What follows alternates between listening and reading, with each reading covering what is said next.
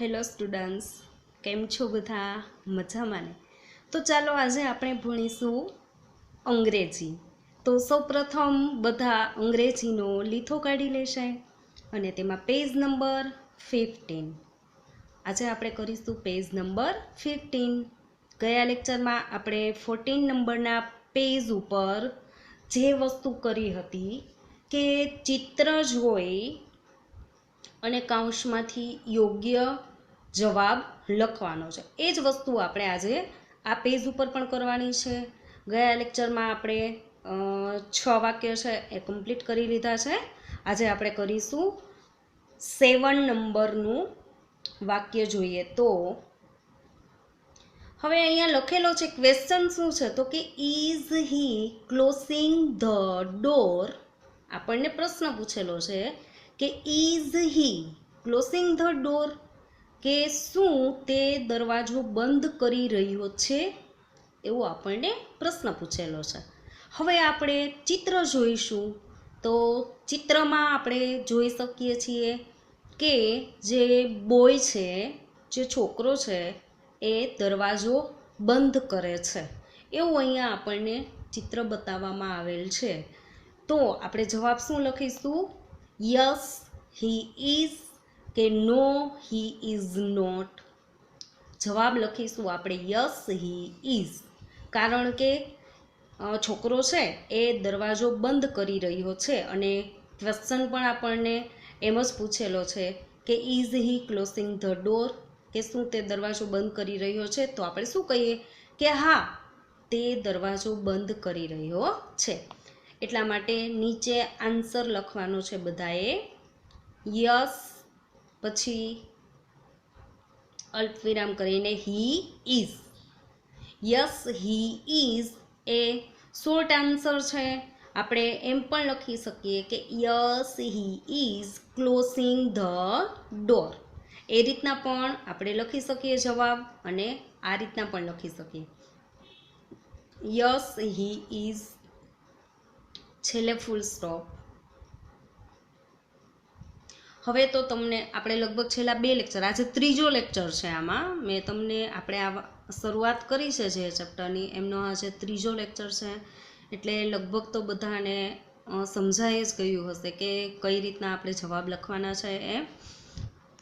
અને હવે આપણે જોઈએ 8 નંબરનો ક્વેશ્ચન.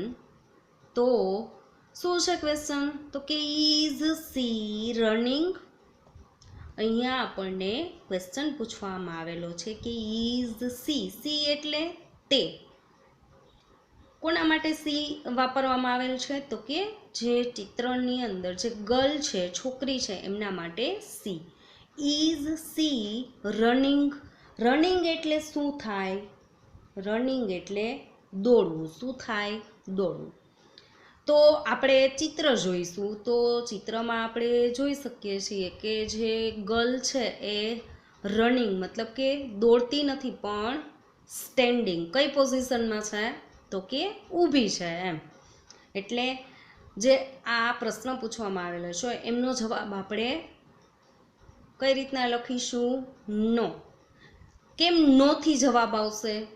તો અહીંયા જે આપણને પ્રશ્ન પૂછવામાં આવેલો છે કે શું તે દોડી રહી છે, તો આપણે જોઈ છે કે છોકરી છે એ તો ઊભી છે. તો આપણે શું કહીએ કે ના, તે દોડી રહી નથી.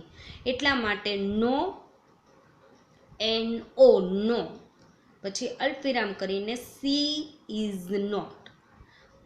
ઇઝ નોટ એ આ રીતના લખવાનું છે. એ તમને અગાઉ પણ મેં કહી દીધું છે. ઇઝન્ટ, ISN ઉપર ડેશ કરીને T.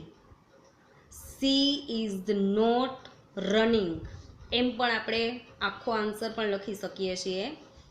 No she is not, અથવા તો નો સી ઇઝ નોટ રનિંગ. અને છેલ્લે ફૂલ સ્ટોપ. હવે આપણે 2 આન્સર લખવાના થાય કે તો શું આપણે લખીએ કે સી ઇઝ સ્ટેન્ડિંગ. તે દોડી રહી નથી, તે ઊભી છે. આપણે એવું લખવું હોય તો સી ઇઝ સ્ટેન્ડિંગ. હવે નેક્સ્ટ આપણે 9 નંબરનો જે છે ક્વેશ્ચન એ આપણે જોઈ લઈએ. તો આપણને પ્રશ્ન પૂછવામાં આવેલ છે કે is C singing? Is C, C એટલે કે તે, કોના માટે સી વાપરવામાં આવેલ છે? તો ચિત્રમાં જે છોકરી છે એમના માટે સી વાપરવામાં આવેલ છે. અને ઇઝ વડે પ્રશ્ન પૂછવામાં આવેલ છે કે ઇઝ સી સિંગિંગ? હવે સિંગિંગ એટલે શું થાય? તો એમના માટે સ્પેલિંગ, ઉચ્ચાર, અર્થ અગાઉ આપણે કરી ગયા છીએ. આ બધા શરૂઆત જ આપણે પહેલાં એક્શન વર્ડ્સથી કરી હતી અને પછી આ વાક્ય આવેલા છે, એટલે સ્પેલિંગ આવડવા જરૂરી છે. હવે સિંગિંગ એટલે થાય ગાવું. સિંગિંગ એટલે ગાવું. તો આપણને શું પ્રશ્ન પૂછવામાં આવેલ છે કે ઇઝ સી સિંગિંગ એટલે કે શું તે ગાઈ રહી છે? ચિત્રમાં જે છોકરી છે તે ગાઈ રહી છે? તો આપણે જોઈ શકીએ છીએ કે છોકરી છે એ ગાતી નથી, પણ શું કરે છે? ડાન્સિંગ, નૃત્ય કરે છે. તો આપણે જવાબ કઈ રીતના લખીશું? નો સી ઇઝન્ટ, મતલબ કે is not. No she is not એટલે નોથી આન્સર આવશે. No she is not singing, she is dancing. નીચે બધા આ રીતના લખી લેશે, છેલ્લે full stop. No she is not, છેલ્લે ફૂલ સ્ટોપ. અને હવે જે લાસ્ટ આપણા પેજ ઉપર છે 10 નંબરનું આપણે જોઈ લઈએ ક્વેશ્ચન કે શું છે. ઇઝ હી, હી એટલે તે, કોના માટે હી વાપરવામાં આવેલ છે? તો કે ચિત્રમાં જે છોકરો છે એમના માટે શું વાપરવામાં આવેલ છે? He. Is he reading? READING, reading એટલે વાંચવું. રીડિંગ એટલે શું થાય? વાંચવું. તો હવે આપણે ચિત્ર જોઈએ તો ચિત્રમાં જે છોકરો છે એ રીડિંગ નથી કરતો, પણ શું કરે છે? લખે છે. એમને શું કહેવાય? રાઇટિંગ. શું કરે છે? રાઇટિંગ. તો આપણો જવાબ છે એ નોથી આવશે. NO. No he is not. No he is not. શું હી ઇઝ નોટ? તો કે હી ઇઝ નોટ રીડિંગ, મતલબ કે વાંચી રહ્યો નથી. તે શું કરી રહ્યો છે? તો કે તે લખી રહ્યો છે. નો હી ઇઝ નોટ. આ રીતના જવાબ લખી છે, એટલે ફૂલ સ્ટોપ. અને અહીંયા આપણું જે 15 નંબરનું પેજ છે એ પણ કમ્પ્લીટ થાય છે. તો અહીંયા સુધી જે કોઈને કાંઈ પણ બાકી હોય લીથામાં લખવાનું, તો બધા વિડીયો મોબાઈલમાં હોય જ છે, તો 15 નંબરના પેજ સુધી બધા કમ્પ્લીટ કરી લેશે. અને મેં તમને કીધું એમ કે રિવિઝન પણ સાથે સાથે કરતું રહેવાનું છે. અને હજુ આજે આપણી પાસે ઘણો ટાઈમ છે, તો આજે હું તમને થોડું રિવિઝન કરાવીશ. હવે રિવિઝનમાં શું છે આજે? તો કે આર્ટિકલ્સ. રિવિઝનમાં શું છે? આર્ટિકલ્સ. હવે આર્ટિકલ્સ તમને બધાને ખબર જ છે કે આર્ટિકલ્સ કયા કયા આર્ટિકલ્સ હોય છે? તો કે એ, એન અને ધ, જે તમે અગાઉ સ્ટાન્ડર્ડમાં શીખી જ ગયા છો. આર્ટિકલ એ, એન અને ધ. હવે તમને એમ થશે કે હવે આર્ટિકલ્સ, જે આર્ટિકલ છે એ તો આવડી ગયા છે કે ભાઈ સ્વરથી સ્પેલિંગ શરૂ થતો હોય તો આગળ આર્ટિકલ એન મૂકવાનો છે, વ્યંજનથી શરૂ થતો હોય તો એ મૂકવાનો છે, પછી કોઈ પણ વસ્તુ, પ્રાણી, એમના માટે ધ મૂકવાનો છે. પણ બધાને યાદ હોય એ જરૂરી નથી, એટલે આપણે ફરી એક વખત રિવિઝન કરી લેશું. હવે આપણે સૌથી પહેલો આર્ટિકલ લેશું એ, જેમને ગુજરાતીમાં શરૂઆત ક્યાંથી થાય? અ. અને એ એન, અને ત્રીજો આર્ટિકલ છે ધ. તો સૌથી પહેલાં આપણે માહિતી મેળવશું આર્ટિકલ એ વિશે. આર્ટિકલ એ. હવે આર્ટિકલ એનો ઉપયોગ ક્યાં કરવાનો છે? તો કે ઉચ્ચારની શરૂઆત, જો સાંભળજો, ઉચ્ચારની શરૂઆત જો વ્યંજનથી થતી હોય તો આર્ટિકલ એ મૂકવાનો છે. સ્પેલિંગની શરૂઆત નથી કીધી મેં, અહીંયા શું કીધું છે? ઉચ્ચારની શરૂઆત કીધું છે કે ઉચ્ચાર એટલે કે આપણે જે બોલીએ એમની શરૂઆત જો એ મતલબ કે અથી થતી હોય તો શું મૂકવાનો છે? આર્ટિકલ એ. શું મૂકવાનું છે? આર્ટિકલ એ. હવે જો દાખલા તરીકે CAT બરાબર કેટ, એ તમને ખબર છે કે CAT કેટ હોય તો એમની આગળ યોગ્ય આર્ટિકલ કયો આવશે? તો તમે બધા પેલો વર્ડ છે એ જોઈ લેશો કે સી થી શરૂઆત થાય છે એટલે શું આવશે? આર્ટિકલ એ. આ તો આપણે શીખી જ ગયા છીએ એટલે તમે બધા લખશો કે એ કેટ. હવે ઘણાને એ નહીં ખબર હોય કે વ્યંજન એટલે શું. તો વ્યંજન એટલે ક થી જ્ઞ. ક થી જ્ઞ છે. ગુજરાતીમાં ક થી જ્ઞથી જો ઉચ્ચારની શરૂઆત થતી હોય તો એમને કહેવાય વ્યંજન. અને વ્યંજનથી શરૂ થતું હોય ત્યારે આગળ આવશે આર્ટિકલ એ અને અ, આ, ઈ, પછી ઉ, અને એ, ઐ, ઓ, ઔ, અહ. મતલબ કે અ થી અહ એ બધા છે સ્વર. જો બધા એ યાદ રાખવાનું છે. અ થી અહ એમનાથી જો ઉચ્ચારની શરૂઆત થતી હશે તો આ બધા શું છે? સ્વર. તો એમની આગળ આવશે એ એન. હવે હું તમને એક્ઝામ્પલ તરીકે એક તમને કહું કે MBA. હવે તમને હું આ રીતના લખીને આપું. MBA શું છે? એ એક ડિગ્રી છે બરાબર. MBA. હવે હું તમને એમ કહું કે હવે આમાં યોગ્ય આર્ટિકલ મૂકવાનો છે આગળ, તો તમે બધા શું કરશો? પહેલો અક્ષર છે જોશો કે પહેલું છે એ એમ છે. એમ છે એ શું છે? તો કે વ્યંજન છે. એટલે તમે શું આગળ મૂકશો? આર્ટિકલ એ. પણ મેં તમને હમણાં આર્ટિકલ એ વિશે શું માહિતી આપી કે ઉચ્ચારની શરૂઆત જો વ્યંજનથી થતી હોય તો પણ આગળ આર્ટિકલ શું આવશે? એ. હવે દાખલા તરીકે જુઓ, MBA એને આપણે ગુજરાતીમાં MBA આ રીતના લખીએ બરાબર. હવે બોલવામાં ઉચ્ચાર સૌથી પહેલો કયો વર્ડ આવે છે? એ. શું આવે છે? એ. મતલબ કે અ બરાબર. અનો શું થાય? એ. આપણે બોલવામાં એમ આવે છે અને આ અથી શરૂઆત થાય છે. મેં હમણાં તમને કીધું કે અથી અહ છે એ સ્વર છે બરાબર. તો તમે જુઓ અથી શરૂઆત થાય છે MBA, તો અહીંયા શું આવશે? એન. શું આવશે? આ MBA ની ડિગ્રી આગળ એન આવશે. હવે સમજાણું કે આગળ એમ છે છતાં આગળ આર્ટિકલ એન મૂકવામાં આવેલ છે બીકોઝ એમ આપણે ગુજરાતીમાં બોલીએ તો એમનો જે ઉચ્ચાર છે એ અથી થાય છે એટલા માટે આગળ એન મૂકવામાં આવશે.